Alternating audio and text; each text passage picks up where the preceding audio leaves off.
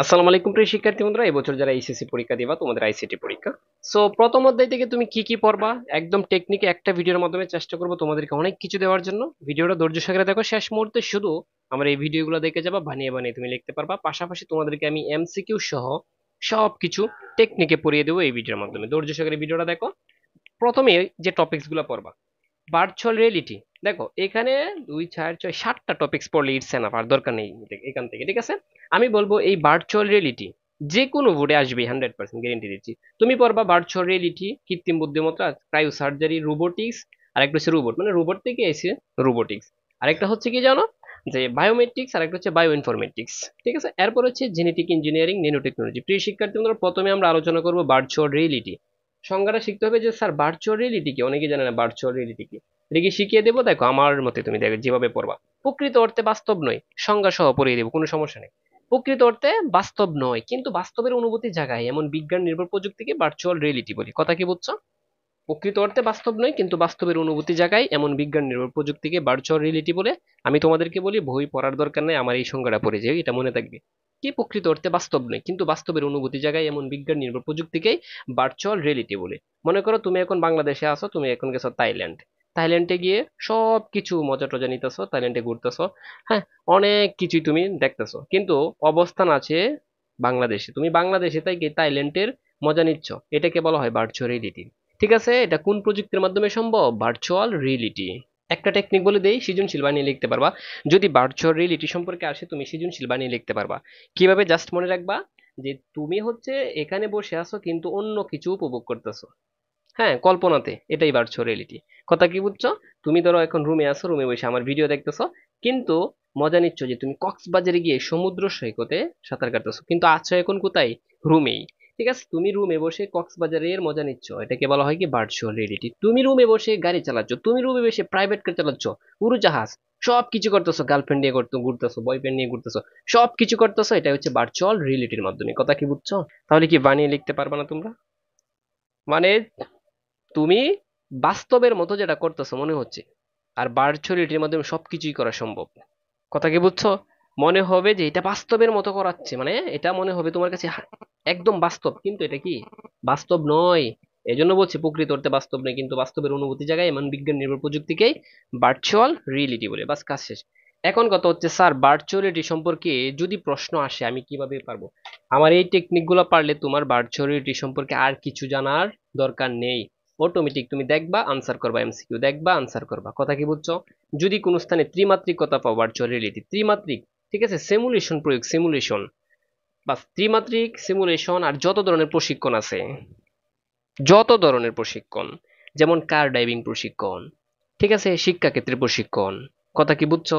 আচ্ছা, যদি তাকে head mounted display, HMD, head mounted display, data gloves, হ্যাঁ, ডাটা গ্লোভস, ঠিক আছে, এরপরে বুট বুট, ঠিক আছে, পূর্ণাঙ্গ বডি সুইট, তারপর হচ্ছে এগুলো হচ্ছে রিয়েলিটি ইঞ্জিন, এগুলো কথা থাকলেই ভার্চুয়াল রিয়েলিটি। যদি তুমি, আমি যেগুলো কথা এখানে লিখছি, এরপরে যত ধরনের প্রশিক্ষণ আছে, যত ধরনের প্রশিক্ষণ আছে, এরপরে থাকতে পারে বিনোদন, ঠিক আছে, ব্যবসা, স্বাস্থ্যসেবা, খেলাধুলা, সবকিছু। ধরো তুমি এখন, তোমার বয়স 18 বছর, তোমার ইচ্ছা হচ্ছে যে 5 বছরের একজন শিশু হবা। এটা কিসের মাধ্যমে সম্ভব? ভার্চুয়াল রিয়েলিটির মাধ্যমে সম্ভব। টেকনিক বলে, টেকনিকটা শিখে নাও। এগুলো থাকলে ভার্চুয়াল রিয়েলিটি, এখানে যেগুলো লিখছি সবগুলো থাকলে ভার্চুয়াল রিয়েলিটি। বাস, কাজ শেষ। ভার্চুয়াল রিয়েলিটি আর পড়ার দরকার নেই। 3 মিনিটে তোমাকে আমি ভার্চুয়াল রিয়েলিটি কলেজে ঢুকিয়ে দিলাম। জাস্ট এগুলো মনে রাখতে পারলে এমসিকিউ পারবা। এবার দেখো এমসিকিউ তুমি কিভাবে পারো। দেখো একটা এমসিকিউ এখান থেকে, দেখো শুধু এমসিকিউ দেখো, এই যে ভার্চুয়াল রিয়েলিটির উল্লেখ আছে, তার মানে ত্রিমাত্রিক হয়ে যাবে। বাস, কাজ শেষ। মানে বাকিগুলো পড়ার দরকার নাই, তুমি শুধু কি অপশন দেখবা। ঠিক আছে? আচ্ছা, এরপরে ওইটা পড়ার দরকার নেই এখন। এই যে প্রকৃত অর্থে মানে বাস্তব নেই, বাস্তব নই মানে কি ভার্চুয়াল রিয়েলিটি, বাস্তব নই মানে কি ভার্চুয়াল রিয়েলিটি, বাস্তব নই মানে কি ভার্চুয়াল। ত্রিমাত্রিক কথা আছে, কি হয়ে যাবে? Virtual reality. ত্রিমাত্রিক কথা আছে, ভার্চুয়াল রিয়েলিটি। কথা কি বুঝছো? কি বলছিলাম? ভার্চুয়াল রিয়েলিটিটা মূলত কি, কম্পিউটার নিয়ন্ত্রিত। কম্পিউটার ছাড়া তো এটা কেউ নিয়ন্ত্রণ করতে পারবে না, ঠিক না? ভার্চুয়াল রিয়েলিটি মানে কল্পনা তো হবেই, মানে কাল্পনিক হবে, এটা কি মাল্টিমিডিয়া ব্যবহৃত হবে, ঠিক আছে, বাস্তব নয়। ভার্চুয়াল রিয়েলিটি থাকার কথা কিন্তু ভার্চুয়াল রিয়েলিটি নাই, তিন মাত্রিক তো আছে বা ত্রিমাত্রিক তো আছে। বাস, হয়ে গেছে। কথা কি বুঝছো? বাস, কাজ শেষ। এরপরে দেখো, এই যে এটা দেখো, কৃত্রিম জগৎ, বাস্তব জগৎ, মানে কৃত্রিম ভাবে বাস্তব জগৎ তৈরি করতে পারে কি, এটা ভার্চুয়াল রিয়েলিটি। এরপরে দেখো ভার্চুয়াল রিয়েলিটিতে এই যে দেখো কি ধরনের ইমেজ, ত্রিমাত্রিক ইমেজ। প্রিয় শিক্ষার্থী বন্ধুরা, আমি যদি প্রত্যেকটা থেকে হাজার হাজার উদাহরণ দিই তাহলে ভিডিও শেষ করতে পারবো না। প্রত্যেকটা টপিকস থেকে মাত্র কয়েকটা দিচ্ছি, একটু দেখো জাস্ট।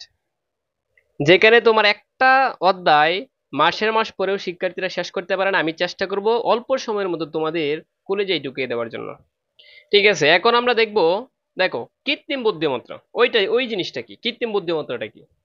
কৃত্রিম বুদ্ধিমত্তা এটাকে বলা হয় ইংলিশে AI, artificial intelligence. Artificial intelligence এটা একটা টেকনিক শিখিয়ে দিই তোমাকে, যে সারা জীবন বলবা না, তুমি স্টুডেন্ট পড়াইতে পারবা। ঠিক আছে, টেকনিক দেখো। মানুষের বুদ্ধিমাত্রা কি অথবা মাতাকে যখন তুমি কম্পিউটার বা যন্ত্রের মাধ্যমে রূপান্তর করবা, ঠিক আছে, মানে মানুষ আছে এখানে, আর এইটাকে তুমি ঘুরিয়ে ফিরিয়ে কম্পিউটারে নিছো বা যন্ত্রের মাধ্যমে নিয়ে রূপান্তর করছো। মানুষের বুদ্ধিকে কম্পিউটারের মধ্যে মাধ্যমে রূপদান দেওয়ার নামই হচ্ছে আর্টিফিশিয়াল ইন্টেলিজেন্স। কথা কি বুঝছো? আর আর্টিফিশিয়াল ইন্টেলিজেন্স কাজগুলো করে কোন ল্যাঙ্গুয়েজের মাধ্যমে?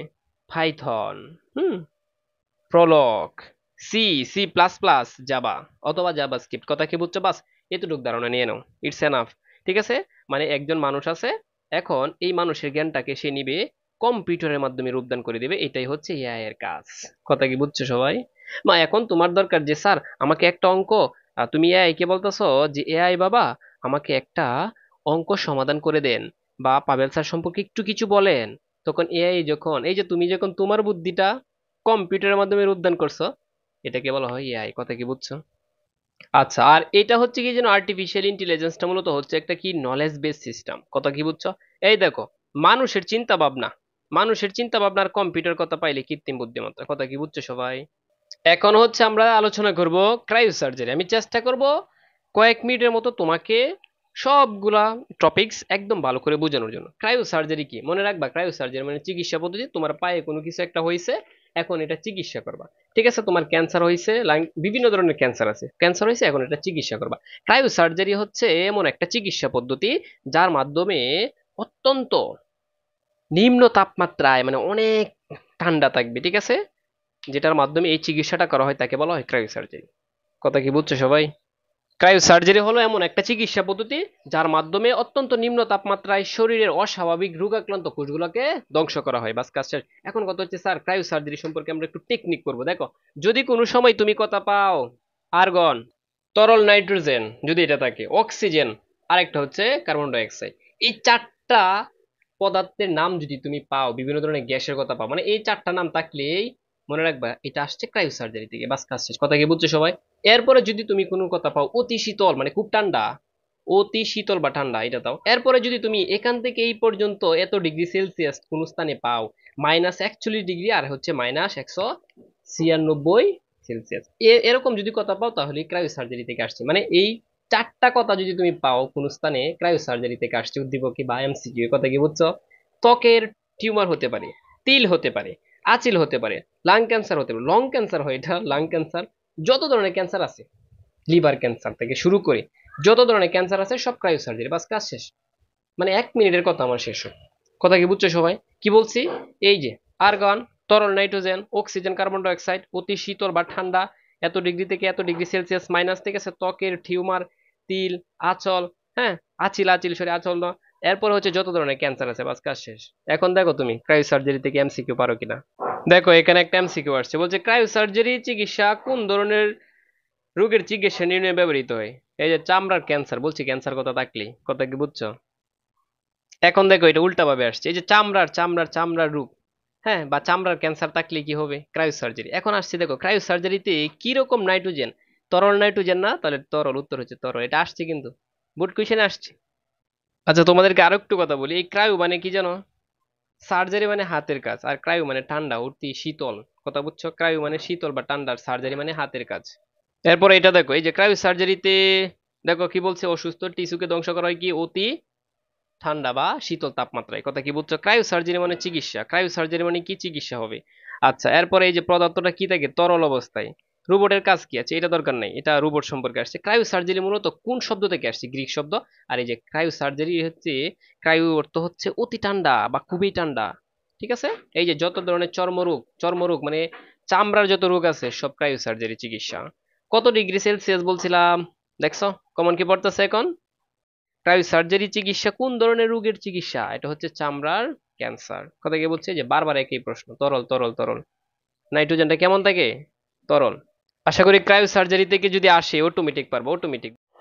ঠিক আছে, নেক্সট টপিক হচ্ছে দেখো রোবট কি আর রোবোটিক্স কি। হ্যাঁ, মূলত এই রোবট থেকেই আসছে রোবোটিক্স। রোবট হচ্ছে একটা মানব যন্ত্র, মানে মানুষের দুঃখ কষ্টের কাজগুলো করে থাকে রোবটে, বুঝছো?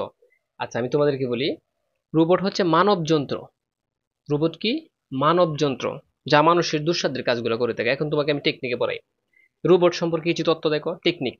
যদি তোমাকে বলা হয় যে 360 ডিগ্রি কোন পর্যন্ত ঘুরে, 360 ডিগ্রি অ্যাঙ্গেলে ঘুরতে পারে, এই যে যে বৃত্ত আছে না, বৃত্ত সমানে 360 ডিগ্রি। এখন রোবটকে কাজের সুবিধার্থে 360 ডিগ্রি পর্যন্ত ঘুরতে পারে একটা রোবট, বৃত্ত আকারে ঘুরতে পারে 360 ডিগ্রি পর্যন্ত। একটা টেকনিক মনে রাখো, ঠিক আছে? আচ্ছা, এরপরে দ্বিতীয় টেকনিক হচ্ছে যত ঝুঁকিপূর্ণ কাজ আছে, যত কি বাবা ঝুঁকিপূর্ণ কাজ, এটি ব্যবহার করা হয়, রোবট ব্যবহার করা হয়। যত জীবনে যত ঝুঁকিপূর্ণ কাজ আছে সব রোবট ব্যবহৃত হয়। কথা কি বুঝছো? জাস্ট এই টেকনিক মনে রাখবা। এরপরে হচ্ছে যত দুঃসাধ্য বা কষ্টদায়ক কাজ আছে, মানে যত দুঃখ কষ্টের কাজ আছে সকল কাজ রোবটে করতে পারে। এরপরে জটিল রোগের যে তোমার সার্জারি করা হয়, জটিল জটিল সার্জারি, অর্থাৎ এটা জটিল রোগের সার্জারি। এখানে 4টা টেকনিক বলছে, এই 4টা টেকনিক যদি তোমার থাকে কোন স্থানে, এটাই রোবোটিক্স বা রোবট। কথা কি বুঝছো? কথা বুঝছো? এবার প্র্যাকটিসে যাই আমরা। এই প্রত্যেকটা টেকনিকের শীট ফেসবুকে পাবা, সবার টাইমলাইনে শেয়ার করে রাখবা। জাস্ট পরীক্ষা যাওয়ার আগে এক নজরে দেখে যাবা, ঠিক আছে? এই যে দেখো, যদি তাকে রোবট শব্দের অর্থ কি? যন্ত্র মানব, যন্ত্র মানব বা মানব যন্ত্র, এক কথায়। আবার দেখো এই এমসিকিউটা খুবই ইম্পর্টেন্ট, ঠিক আছে? রোবট, যে রোবটের গঠন আছে, রোবটের গঠনে বিশেষত্ব রয়েছে কয়টা? 3টা বিশেষত্ব রয়েছে। কথা বুঝছো সবাই? এই যে দেখো, আমি বলছিলাম যত দুঃসাধ্যের কাজ আছে অনেক ক্ষেত্রে, এই যে দেখো চিকিৎসা ক্ষেত্রে, ঠিক আছে, কঠিন যে চিকিৎসাগুলো আছে রোবট ব্যবহৃত হয় সামরিক ক্ষেত্রে। আর হচ্ছে শিল্প কলকারখানার ক্ষেত্রে, মানে শিল্প যে আহ, কলকারখানাগুলো এই গঠন করা হয়, এখানে কিন্তু রড সিমেন্ট এগুলো উপরে তালায় তালায় তুলতে হয়, তখন কি রোবট দিয়ে তোলে এগুলো। কথা কি বুঝছো? তার মানে সবগুলো উত্তর। প্রিয় শিক্ষার্থী বন্ধুরা, কথা কি বুঝছো? আমি অল্প কয়েকটা উদাহরণ দিচ্ছি, কিন্তু তোমাকে আমি মেইন টপিকসটা ধরিয়ে দিচ্ছি, তুমি অটোমেটিক পারবা। কথা বুঝছো? যারা এই যে 4 ঘন্টার ভিডিওটা নিছো অটোমেটিক সহজ হবে। আচ্ছা, এখন যদি তোমাদের জ্ঞানমূলক আসে স্যার রোবট কি, তখন দিবা রোবট হচ্ছে কি যন্ত্রমানব, যা মানুষের দুঃসাধ্যের কাজগুলো করে থাকে। যদি বলি রোবোটিক্স কি, তুমি বলবা রোবটের, রোবটের ডিজাইন, নকশা, ঠিক আছে, পরিচালনার যাবতীয় কাজকর্ম যেখানে করা হয় এটাই হচ্ছে রোবোটিক্স। বাস, কাজ শেষ। কথা কি বুঝছো? এই যে দেখো আছে প্রযুক্তির যে শাখায়, প্রযুক্তির যে শাখায় রোবটের ডিজাইন, গঠন, নিয়ন্ত্রণ, পরিচালনার যুক্ত, সংযুক্ত বা যত যাবতীয় কাজকর্ম করা হয় তাকে বলা হয় কি? রোবোটিক্স। কথা কি বুঝছো? বাস, কাজ শেষ, টেকনিক এটা শেষ। এরপরে আমরা যে হচ্ছে বায়োমেট্রিক্স আর বায়ো ইনফরমেটিক্স। আমি তোমাকে বলি বায়োমেট্রিক্স হচ্ছে কি জানো? যদি কোনো জায়গায় তুমি পাও ব্যক্তি শনাক্তকরণ, বায়োমেট্রিক্স হবে। যদি কোনো স্থানে পাও তুমি ব্যক্তি শনাক্তকরণ, ঠিক আছে? আর বায়ো ইনফরমেটিক্স, জীববিজ্ঞানের সমস্যাগুলো যখন কম্পিউটারের মাধ্যমে সমাধান করা হয় তখন তাকে বলা হয় বায়ো ইনফরমেটিক্স। এই যে দেখো বায়োমেট্রিক্স টেকনিক মনে রাখো, শনাক্তকরণ বা চিহ্নিতকরণ থাকবে। শনাক্তকরণ বা চিহ্নিতকরণ, যদি কোনো কথা পাও উদ্দীপকে বা এমসিকিউ এ, বায়োমেট্রিক্স হবে। বাস, কাজ শেষ, ঠিক আছে? এরপরে যদি ক্যাপচার বা ম্যাচিং পাও, বায়োমেট্রিক্স। ক্যাপচার অথবা ম্যাচিং থাকলে এরপর এই বায়োমেট্রিক্সটা একটু ইম্পর্টেন্ট আছে, মোস্ট ইম্পর্টেন্ট, মোস্ট যে কোনো বোর্ডে আসতে পারে। বায়োমেট্রিক্স হচ্ছে 2টা পদ্ধতি আছে, একটা হচ্ছে আচরণগত, ঠিক আছে, একটা হচ্ছে আচরণগত আর একটা কি শারীরবৃত্তীয়, যেটাকে বলা হয় শরীরবৃত্তীয়। কথা বুঝছো? আচ্ছা, আচরণগতর মধ্যে হচ্ছে 3 প্রকার। একটা হচ্ছে ক্রিস্টক, যেটা যে টাইপিং বলেন আমরা, আর একটা হচ্ছে সিগনেচার, একটা হচ্ছে ভয়েস, এটা হচ্ছে 3 নং। কথা বুঝছো? এই শারীরবৃত্তীয় মধ্যে হচ্ছে ফিঙ্গারপ্রিন্ট, এই 5টা মুখস্থ করতে, তারপর হচ্ছে হ্যান্ড, আইরিশ, ফেস, ডিএনএ। বাস, কাজ শেষ। কথা বুঝছো? এই টেকনিক গুলো মনে রাখতে পারলে হবে, বায়োমেট্রিক্স তোমার শেষ। এখন একটা মানুষের যখন সমস্যা হবে, যখন এটাকে সমাধান করা হয় তখন এটাকে বলা হয় বায়ো ইনফরমেটিক্স। মানে জীববিজ্ঞানের সমস্যাগুলো যখন কম্পিউটারের মাধ্যমে সমাধান করা হয় তখন তাকে বলা হয় কি? Bio informatics. বাস, কাজ শেষ। এখন আমরা এমসিকিউ দেখবো। আমি তো তোমাকে এখানে কয়েকটা এমসিকিউ দিব, তুমি হাজার হাজার এমসিকিউ পারবা। আঙ্গুলের চাপ কথা থাকলে এটা কি মানুষের না? বায়োমেট্রিক্স। ঠিক আছে, ডিএনএ পর্যবেক্ষণ, এই যে একজন মৃত মানুষের ডিএনএ পর্যবেক্ষণ করে কিসের মাধ্যমে? বায়োমেট্রিক্স এর মাধ্যমে। আর বায়োমেট্রিক্স পদ্ধতি বর্তমানে হচ্ছে একটা জনপ্রিয় পদ্ধতি। এই যে দেখো কি বলা, দেখো দেখো আঙ্গুলের চাপ, বায়োমেট্রিক্স। আর ব্যক্তি শনাক্তকরণের, এই যে সাধারণত কয়টা শ্রেণীতে বিভক্ত? 2টা। একটা হচ্ছে আচরণগত আর একটা কি শারীরবৃত্তীয়। কথা কি বুঝছো সবাই? আচ্ছা, একটা হচ্ছে ইউনিক আইডেন্টি, কোনটা মানে ইউনিক পরিচয়, এটা হচ্ছে আঙ্গুলের ছাপ দেওয়া ইউনিক আইডেন্টি। কথা কি বুঝছো? আচ্ছা, বায়োমেট্রিক্স এর মধ্যে এই যে শারীরবৃত্তীয় অংশ কোনটা? মুখ আছে, হাত আছে, আঙ্গুলের ছাপ আছে, সবগুলো দেখছো? এই যে যারা এই টেকনিক পারবা অনেক কিছুই পারবা। এখান থেকে অনেক এমসিকিউ আসে। কোনটা থেকে আমি দেখাচ্ছি তোমাদেরকে। এই যে দেখো, আচরণগতের মধ্যে 3টা, আর এই শারীরবৃত্তের মধ্যে 5টা, একদম মুখস্থ করে ফেলবা এই টেকনিকটা। অলরেডি শীটটা তো দেওয়া হয় ফেসবুকে, জাস্ট ডাউনলোড করে তোমরা মানে টাইমলাইনে শেয়ার করে রাখো, পরীক্ষার হলে যাওয়ার আগে একবার দেখে নিবা। এরপরে আমরা আলোচনা করব জেনেটিক ইঞ্জিনিয়ারিং, এক কথায় শেষ। বলতে পারো ডিএনএ পরিবর্তন করার কৌশলকেই জেনেটিক ইঞ্জিনিয়ারিং বলে, এক কথায় শেষ। যে ডিএনএ যখন পরিবর্তন বুঝাইবো তখন এটা জেনেটিক ইঞ্জিনিয়ারিং। এখন জেনেটিক ইঞ্জিনিয়ারিং তুমি বুঝবা কোন কোন টেকনিক দেখলে একটু বুঝো। দেখো, জেনেটিক ইঞ্জিনিয়ারিং টেকনিক, উন্নত ফসল, বীজ, শস্য, এগুলো থাকলে জেনেটিক ইঞ্জিনিয়ারিং। যদি থাকে GMO, genetically modify organism, genetically modify organism. এবং এই সর্বপ্রথম সর্বপ্রথম এই জেনেটিক ইঞ্জিনিয়ারিং আবিষ্কার করছে কেডা, এটা তোমাকে জানতে হবে। ডক্টর মাকসুদুল আলম, তিনি সর্বপ্রথম পাট আবিষ্কার করে পাটের মাধ্যমে পাটের জিনোম আবিষ্কার করছিল। কথা কি বুঝছো? পাঁচ ক্লাসের এই 3টা মনে রাখলে হবে। এবার আমরা এমসিকিউ প্র্যাকটিস করবো, অটোমেটিক পারবা। যখন উদ্দীপকে কথা পাইবা, দেখো এই যে একটি জীব থেকে আবার অন্য জীব বা স্থানান্তর কথা থাকবে, ঠিক আছে, অথবা জিন কথা থাকবে। মানে একটা জীব থেকে অন্য জীবে যখন ডিএনএ পর্যবেক্ষণ করবো বা স্থানান্তর করবো, এটাই জেনেটিক ইঞ্জিনিয়ারিং। বাস, কাজ শেষ। কথা কি বুঝছো? কথা কি বুঝছো? আচ্ছা, আবার আছে জেনেটিক ইঞ্জিনিয়ারিং অপর নাম আছে কিন্তু, জেনেটিক ইঞ্জিনিয়ারিং এর অপর নাম আছে জেনেটিক মডিফিকেশন।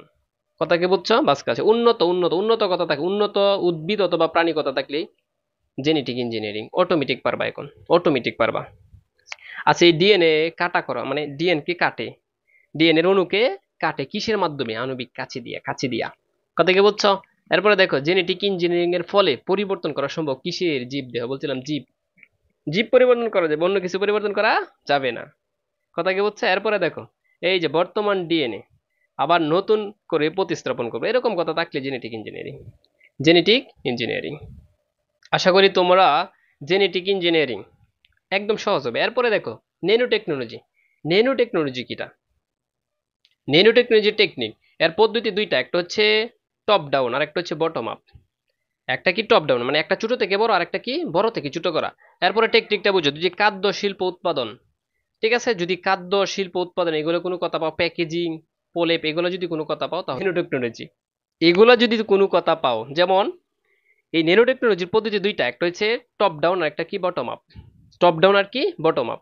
আবার যদি তুমি একটা হচ্ছে ছোট থেকে বড়, একটা বড় থেকে ছোট, আরেকটাও যদি কথা পাও খাদ্য শিল্প, এরপর উৎপাদন, এভাবে যদি এরকম যদি কোনো কথা তুমি উদ্দীপকে বা এমসিকিউ পাও, অটোমেটিক ভাবে এটা ন্যানো টেকনোলজি। আবার থাকতে পারে প্যাকেজিং ও প্রলেপ। কথা কি বুঝছো? বাস, এবার আমরা প্র্যাকটিস করব। আবার একটা এমসিকিউ আসে, 1 ন্যানোমিটার সমান কত মিটার? 10⁻⁹। ঠিক আছে, 10⁻⁹ উত্তর। আবার বলি, আণবিক কোনো কথা কথা পাইলি মানে আণবিক যদি কোনো কথা পাও, আণবিক এক কথাই নেনো টেকনোলজি। আণবিক কথা থাকলে নেনো টেকনোলজি, আণবিক কথা থাকলেই নেনো টেকনোলজি। কথা কি বুঝছো সবাই?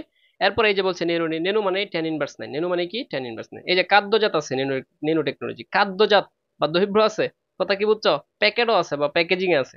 আচ্ছা, এই নেনো টেকনোলজির সংক্ষেপে কি বলা হয়? নেনোটেক। নেনোটেক। দেখো, অপশনে কিন্তু অনেক কিছু থাকবে, টেলও থাকবে, কিন্তু উত্তর হবে কি টেক, নেনোটেক। নেনোটেক, নেনোটেক। বাস, কাজ শেষ। কথা কি বুঝছো সবাই? প্রিয় শিক্ষার্থী বন্ধুরা, ভিডিওটা কেমন লাগছে কমেন্ট বক্সে জানাবা। এভাবে প্রত্যেকটা অধ্যায়ের এমসিকিউ আমার 4 ঘন্টার ভিডিও সুন্দর করে সাজানো আছে। আমি বলবো যারা এখন আমার এই 4 ঘন্টার ভিডিওটা নেও নাই, নিতে পারো, তোমাদের জন্য সর্বোচ্চ ভালো হবে।